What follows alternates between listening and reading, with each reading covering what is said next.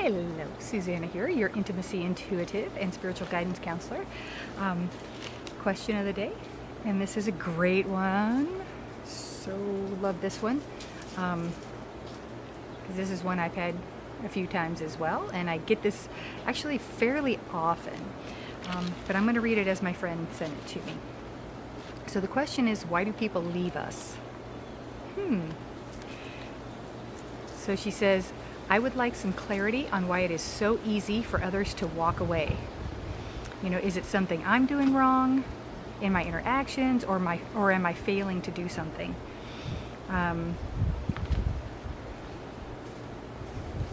And I smile and I hesitate because it's so powerful.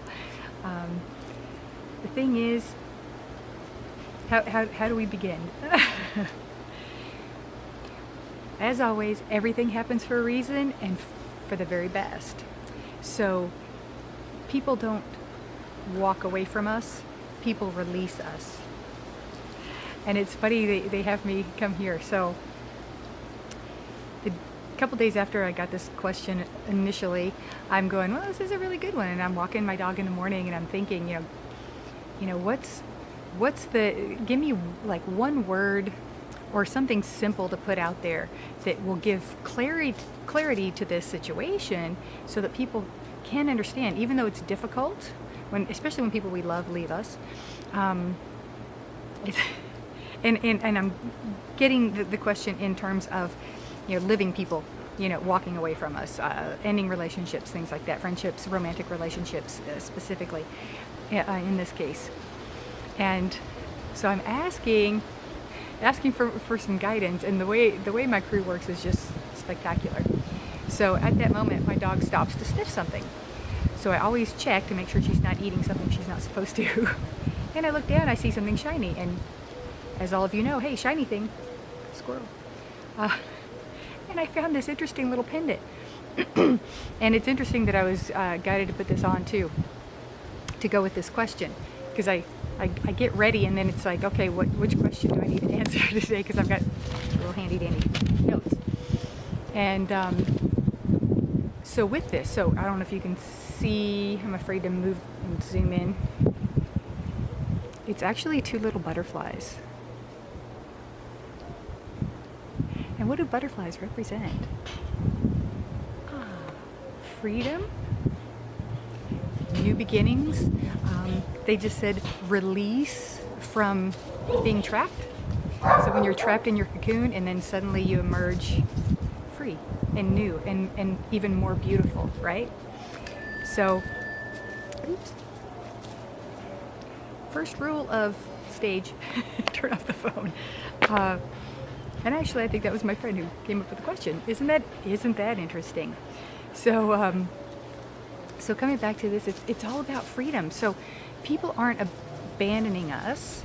So many people use, and that's another question that's going to come up as well, blaming and excuses for everything that happens. I mean, there are reasons, but again, everything happens for a reason and for the best. So when people leave us or abandon us, it's for our own good. I mean, it's for our greater good.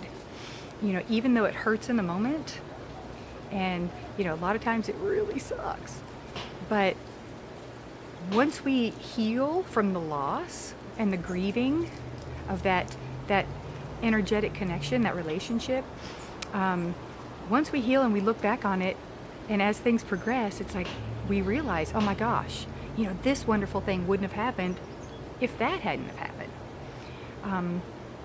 Case in point, I had a situation, and this is something that we're going to get lots of, so lucky you. They forced me to give examples of my personal stuff, so all my personal shit's going to be out there for the world to see. But it's okay, because all my stuff, that makes me who I am, and it got me to where I am. And it makes it easier for me to understand the information that comes through, so I can give it to you hopefully more clearly and give some clarity to your world. So I had been in a relationship that I thought was super duper hunky-dory until it wasn't. And things were going and progressing. In fact, his friends, my friends and family thought it was gonna go the distance. And then one day all things are good, we're having a glass of wine, and he's like, so I'm ready to date other people. And I just shut down. And I'm thinking, what, did I just hear that? And then he's like, no, I don't want to date other people, just someone else. Because he'd already met someone else and had been seeing her for a month. And I found that out late. I kind of knew something was up, but because there was a pulling away.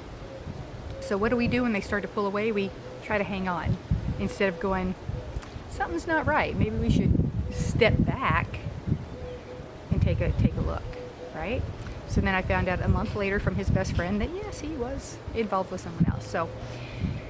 So I thought, of course I take it personally. It's like, what did I do wrong? What could I have done different? And the thing is, nothing would have changed it because he'd already moved on. And the fact that no matter how good things were with us, appeared to be good with us, he was looking elsewhere. So he had no intentions of going the distance. So I shut down I didn't sleep for a month, seriously. And then it took another month to get back to normal. Because it was a shock, I guess. Not that I haven't had lots of, once again, crazy experiences in my world. Should have been used to it. But this one in particular was surprising because, again, friends and family were shocked.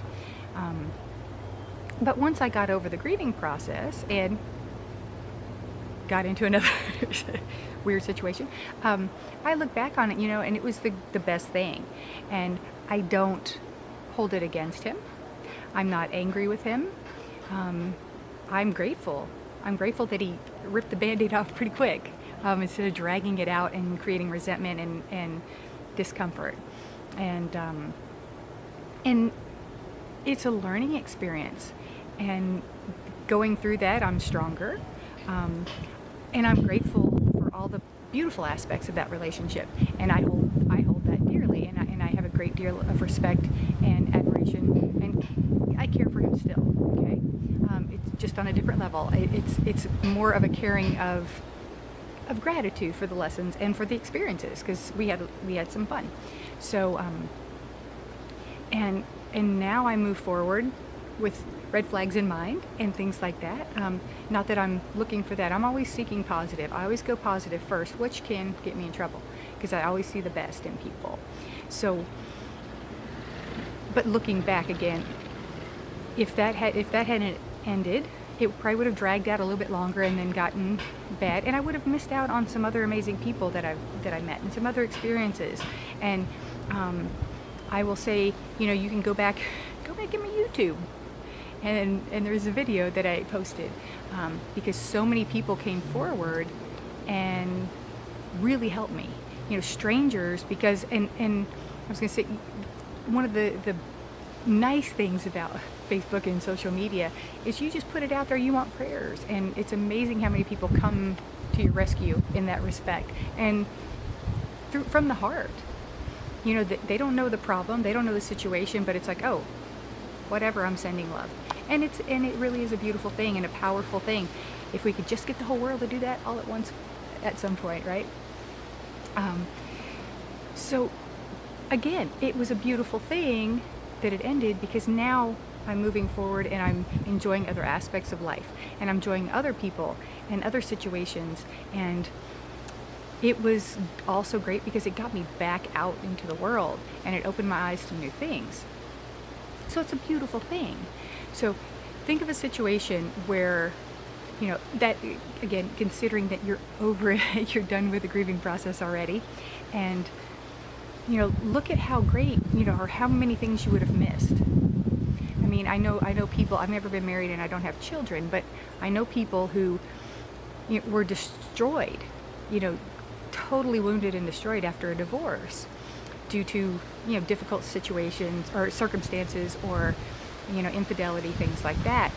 And, they blame themselves, but then they meet their next soul partner, their true soul partner comes in right after, because they survived that situation, and they come in and then they have beautiful children and life moves on and gets, again, better and better.